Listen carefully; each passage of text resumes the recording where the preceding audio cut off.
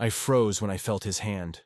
At first, I wasn't sure I was awake. My body was half draped in that liminal space between dreams and drunken sleep, the kind of haze that makes you question what's real. But then I felt it again, unmistakably. Real this time. His fingers, Ryan's fingers, slowly trailing across my hip bone, slipping just beneath the hem of my shirt. My breath caught. My spine stiffened. Was he? No. That couldn't be. Not Ryan. Not like this. Not in the dark, while we were supposed to be just sleeping, just crashing in the same twin bed like we'd done a dozen times before. But his hand didn't move away. I could feel the heat of it against my skin, slow and deliberate. It wasn't a mistake. It wasn't sleepwalking. It was intentional, and I didn't stop him. That was the part that scared me the most. I lay there, my back to him, the air between us charged and impossibly still. My heart pounded so loud I was sure he could hear it. He was close, his breath soft at the nape of my neck, his body warm against mine. Too close. Closer than friends are supposed to be.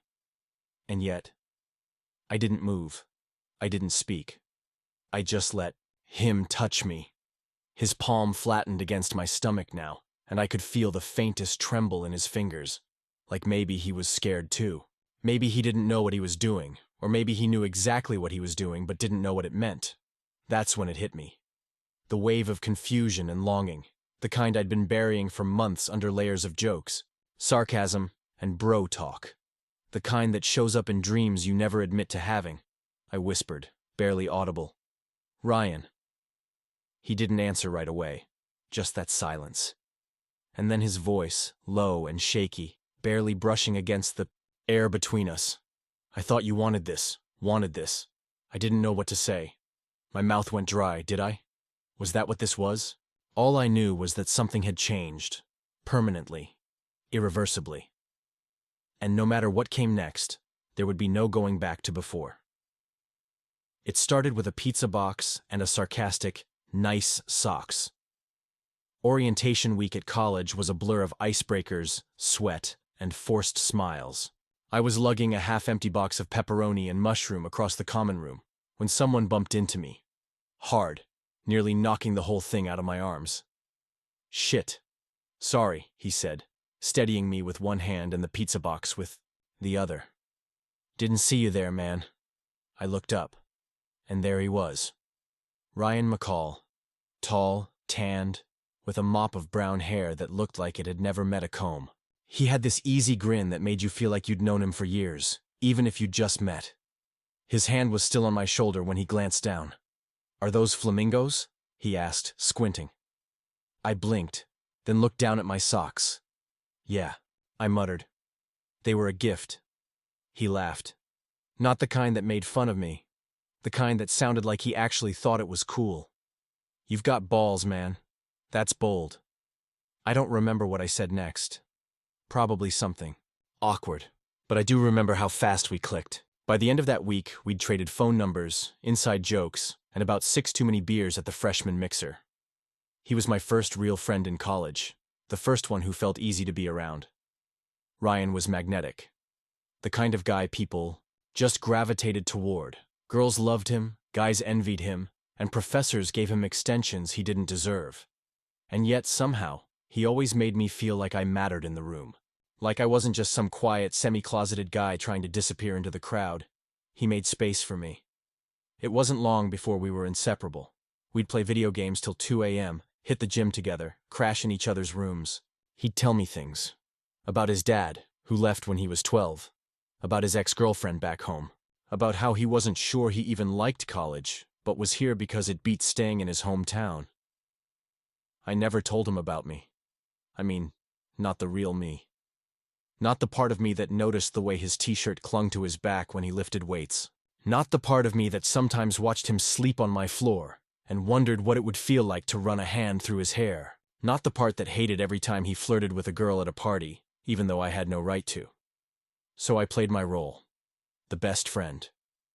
The guy who always had his back, who laughed at his jokes, who pretended not to feel the things he wasn't supposed to feel. I told myself it was better this way, safer. After all, I'd never had a Ryan before, Someone who saw me, who chose me. I wasn't about to screw that up over a crush. A phase. A maybe, and for a long time, that was enough. Until it wasn't. The first time I thought about kissing Ryan, we were watching Fight Club on his laptop in my dorm room. He was lying on my bed, one leg stretched out, the other bent up, absently, tossing popcorn into his mouth and completely absorbed in the movie. I was pretending to care about the screen, but really I was watching him. The soft curve of his jawline, the way his lips moved as he mouthed lines he knew by heart. We were close. Too close. His knee brushed mine, and he didn't move away. Remember thinking, if I leaned over right now would he let me, but I didn't. I stayed still, jaw clenched, heart thudding. I told myself it was nothing, just a moment. We had a lot of those. Like the night after that party, when we were both buzzed and too tired to stumble back to our own rooms. He'd crashed in my bed like he always did. But this time he'd turned toward me, forehead nearly resting against mine. His breath smelled like whiskey and cinnamon gum. "Hey," he whispered in the dark. "Yeah?" He didn't say anything for a long time. Finally he muttered, "You ever think about how weird it is that we're, like, here? Like, alive and in this room right now?" I smiled, even though he couldn't see it. "That's deep, man." "Shut up," he laughed, and shoved me playfully. His hand lingered a little too long on my chest before he pulled it away. Every time I thought I was imagining things, he'd do something to blur the lines again. Like slap my ass in the gym and wink. Or lean on me with his full weight while we waited in line for coffee. Or send me a shirtless selfie just because he knew it'd piss me off that he could still eat pizza and look like that. Ryan was always physical. That's what I told myself. He touched everyone, hugged his friends, leaned on people. It didn't mean anything. Except it did, didn't it? Because he didn't touch anyone else like he touched me. I started noticing the gaps, the split seconds, where our eyes met and something unspoken passed between us. The times he'd start to say something then stop, lips parting like he was weighing a choice he wasn't ready to make, and I wasn't innocent in it either. I let my hand brush his, when we passed a drink back and forth. I let my head rest against his shoulder during late-night movies. I smiled too long, stared too often, laughed too hard when I didn't need to. I wanted him to make the first move, and I was terrified he actually might. One night I tried to hook up with a guy I met on an app. Nothing serious, just drinks, small talk, and a slow, nervous kiss behind the bar. But I couldn't stop thinking about Ryan. His voice, his laugh, the way he always looked a little sleepy in the morning, hair sticking up in all directions. I went home alone. Later that night, Ryan FaceTimed me out of nowhere. He was shirtless, wrapped in a blanket, grinning like an idiot. "Want to come over and play Mario Kart?" he asked. I said yes, even though it was 1 a.m. and I had a midterm the next day. I was always saying yes to him, and maybe, just maybe, he was always asking because he knew I would. By the time Halloween rolled around, the tension was so thick, it felt like we were orbiting each other. 2 moons, just close enough to feel the pull but not enough to crash. We were at some overcrowded frat party. Ryan had dressed as a cowboy, tight jeans, hat and all, and I'd made fun of him mercilessly, even though secretly, I thought he looked ridiculously good. Some girl in a devil costume was grinding on him, and he wasn't stopping her. I stood across the room, red cup in hand, pretending to care about a conversation I wasn't even following. When his eyes met mine, something in his face changed. He left the girl mid-song and walked straight over. "You good?" he asked, leaning. "Close to be heard." "Yeah," I lied. "Why wouldn't I be?" He looked at me for a second. Really looked. Then he nodded. "Let's get out of here." We walked home in silence. It was cold. Our shoulders brushed. I wanted to grab his hand so badly it hurt. That night, he crashed at my place again. Didn't even ask. And when he slid under the blanket, closer than usual, I didn't move away. It was quiet. The kind of quiet that only exists in dorm rooms at 3:12 a.m., when the parties have died, the showers have stopped, and even the hallway lights feel too loud. Ryan was already in my bed when I got back from brushing my teeth. He was scrolling on his phone, wearing an old hoodie of mine he always stole when he slept over. His legs were tangled in my blanket like it was his bed, not mine. He didn't even look up when I walked in. "Took you long enough," he said, yawning. "You're the one stealing half my bed." "Correction. I'm improving your bed. My body heat is a luxury." I rolled my eyes and slid in beside him. We didn't even pretend to keep space between us anymore. It had been like this for weeks. Closer, warmer, more charged. But that night, something was different. The air felt tight, electric. His thigh was against mine. His arm brushed mine and stayed there. He smelled like clean cotton and a little sweat, and something else I couldn't name but always noticed. I turned on my side to face away from him, hoping sleep would come fast. It didn't. Instead, I lay there, every nerve alive, pretending not to notice that his breathing had shifted, slower, deeper. Then it happened. His hand, light, tentative, just barely resting on my waist. I thought it might be an accident, a sleepy, careless move, until his fingers slid under the hem of my shirt. Slowly, curiously, I froze, not because I was scared, but because something in me cracked wide open. Something I'd spent so long locking away, I wasn't sure I could handle what might come spilling out. His hand was warm, calloused, familiar in every way except this. I felt him shift closer behind me. His body pressed against mine now. I could feel everything, the shape of him, the heat of him, the slow rhythm of his breath against my neck, and still, his hand stayed, not moving, not groping, just there. A question. My heart was hammering, so hard I thought I might explode. My mouth was dry. My limbs weren't working. I wanted to turn around and look at him. I wanted to say something, anything, but all I managed was a whisper. "Ryan." Silence. Then, his voice, low and uncertain, inches from my ear. I thought, "You wanted this."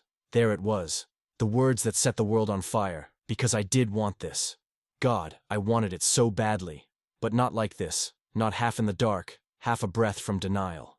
Not as a question asked with hands instead of words. I shifted, slowly turning to face him. His eyes were wide open. He wasn't sleepwalking through this.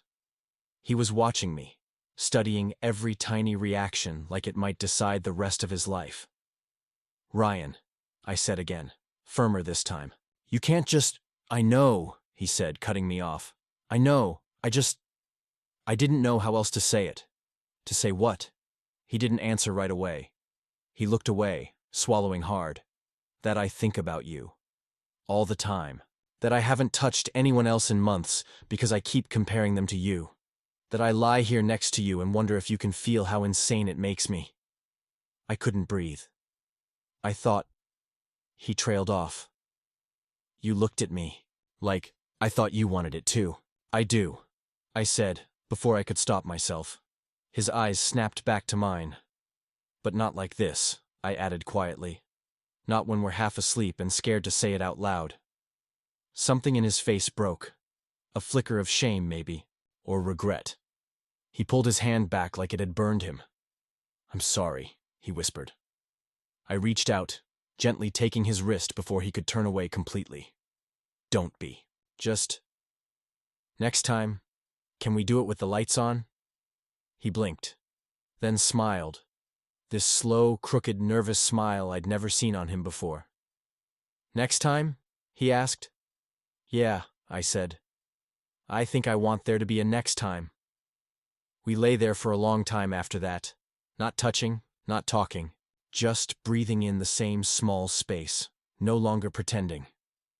The silence between us wasn't charged anymore. It was full of everything we hadn't said, and everything we finally would.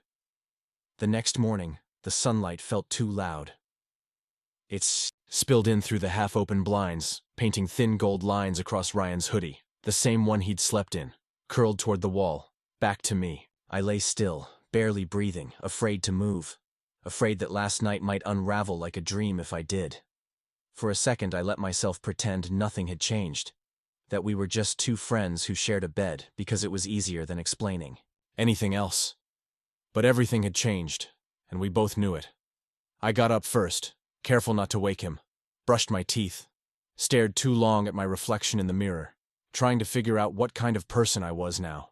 The kind who let his best friend touch him under the covers. The kind who said yes in the quietest voice possible. When I came back, Ryan was sitting on the edge of the bed, elbows on his knees, staring at the floor. He didn't look at me. "Hey," I said, softly. He ran a hand through his hair. "Hey." Silence. You could have dropped a pin and heard it scream. I crossed the room, awkward, unsure. My chest was tight. My mouth felt too dry to say what I needed to say. Were we going to talk? About it? Pretend it didn't happen? Make a joke? But Ryan beat me to it. "About last night," he said, his voice low, almost hoarse. "That was weird." Weird. I swallowed. Weird how? I mean, he finally looked up at me. "I don't know. I was tired. Drunk. I didn't mean to make you uncomfortable." "Uncomfortable?" I blinked, stunned. "You didn't." "Yeah, but..." He stood up suddenly, pacing a little. "I don't know, man. I shouldn't have done that. I was in my head. I was just..." "You said you wanted it," I interrupted. He stopped. I could see the tension in his jaw. "Yeah. Well, that was probably a mistake." The word hit me like a punch to the gut. Mistake. I nodded slowly, even though every part of me screamed to argue, to demand honesty, to ask if he meant me or just what we did. But I couldn't bring myself to say any of it, so instead I said, "Right. Yeah. Cool." We didn't talk much after. Not that day, not the next. The texts slowed down, the sleepovers stopped. Every time we saw each other in the dining hall or between classes, it was like we were reenacting a version of ourselves from before, smiling too wide, talking too casually, pretending everything was fine, but it wasn't. He started hanging out, with other people more. Flirting again. Showing off at parties, laughing a little too loud. I watched it all from a distance, half furious, half hollow. And me? I retreated. Buried myself in schoolwork, canceled plans, avoided his name in conversation. Like it was radioactive, I told myself I didn't miss him. That I shouldn't miss someone who made me feel like a glitch in his perfect little story. But late at night, I still checked my phone for his name. I still remembered the exact weight of his hand on my skin. The silence between us wasn't just distance now. It was a wall, built brick by brick, word by unsaid word, and I didn't know how to break it. I didn't plan to confront him. I didn't rehearse a speech or time it for dramatic effect. It just happened. Like everything else between us. It was a Thursday night, almost 3 weeks after that night. I was walking back from the library, rain soaking the cuffs of my jeans, when I saw him. Ryan. Standing alone outside our old dorm, leaning against the railing like he used to and waiting for me to come down for breakfast. He hadn't seen me yet. I should have kept walking. Instead, I stopped. "Ryan," I said. Too sharp, too sudden. He looked up like I'd slapped him. I could see the flicker of surprise in his eyes before he masked it behind that half-smile he always used when he didn't want anyone to know how he really felt. "Hey," he said casually, as if we hadn't been strangers for the last 20 days. "Don't," I snapped. That smile dropped. "Don't what?" "Don't pretend we're fine. Don't act like you didn't disappear." He shoved his hands into his jacket pockets. "I didn't disappear. You did. You ghosted me in real life. 1 second I stopped. Myself. My voice cracked. "And then you're just gone, like I imagined the whole thing." He looked away. I didn't know what to say. "You could have said anything. You could have said it didn't mean anything, or that you were scared, or even that you regretted it. But you said nothing. You left me hanging in the dark." His jaw clenched. Rain dripped from the brim of his hoodie. "You think I wasn't hanging too," he said quietly. "You think I didn't freak the hell out? You made me feel like a mistake." He flinched. "I didn't know what it was," he snapped suddenly. "I didn't know what we were. I touched you and everything I thought I understood about myself just shifted. And yeah, I panicked. I backed off. I tried to pretend it didn't happen. I stared at him, heart pounding. But it did, I said. He nodded, eyes shining with something between anger and regret. Yeah, it did. The silence between us now wasn't empty. It was full of everything. Tension, fear, want. You could have just told me, I said softly. I was scared, he admitted. Not of you. Of me. Of what it meant. We stood there in the rain, both of us soaked, both of us shivering for reasons that had nothing to do with the weather. I miss you, I said. It slipped out before I could think. Even when I was mad at you, I still missed you. He stepped closer, hesitant, vulnerable in a way I'd never seen from him before. I miss you too, he whispered. Every single day. There it was, the truth, raw, unpolished, real. I didn't say anything. I didn't need to. I just looked at him, really looked, and waited. He reached out, hand hovering near mine like he was still asking permission. I gave it. Our fingers intertwined. The rain didn't stop, but it didn't matter anymore. For the first time since that night, I didn't feel like I was holding something in. The next time he touched me, it wasn't in the dark. We were in his room a week after the rain-soaked confrontation. Afternoon light poured through his window, golden and honest. He'd made coffee, even though I liked tea. We were both nervous, awkward in the way people are when they're suddenly seen. No pretense, no jokes, no games, just us. I don't know what I'm doing, Ryan said, setting the mugs down and sitting on the edge of his bed. I've never felt this way about a guy before. I sat beside him, close, but not too close. You don't have to know. Neither do I. He looked at me then. Really looked. I just know I don't want to pretend anymore. I'm tired of holding it all in. So was I. We didn't talk for a while after that. We didn't need to. We just sat there, knees touching, breathing in this new version of reality we were slowly building. Later, he kissed me. It wasn't rushed or desperate like I'd imagined it might be. It was soft, careful, like a question that already knew the answer. I kissed him back, and this time there was nothing hidden. No shadows, no what-ifs, just light. We took our time after that.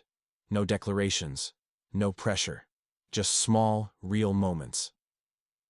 Late night, texts that turned into sleepovers again, but now with arms wrapped around each other instead of tension and doubt. Quiet coffees in the morning where he'd rest his head on my shoulder. A hand on my back in public, casual but grounding. The kind of touch that said, I see you, I'm with you, and yes, there were bumps.